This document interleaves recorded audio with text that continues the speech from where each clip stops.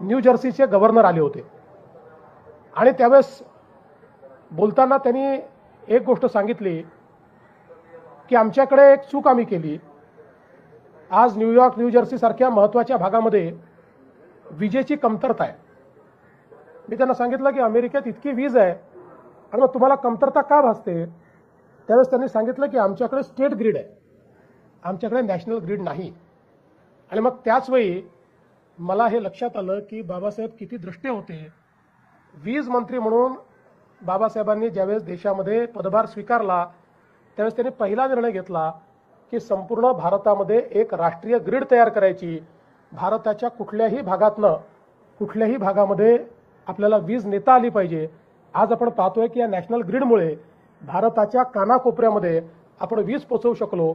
अमेरिकेसारख्या प्रगत राष्ट्राला जे लक्षात आलं नाही ते भारतरत्न डॉक्टर बाबासाहेब आंबेडकरांनी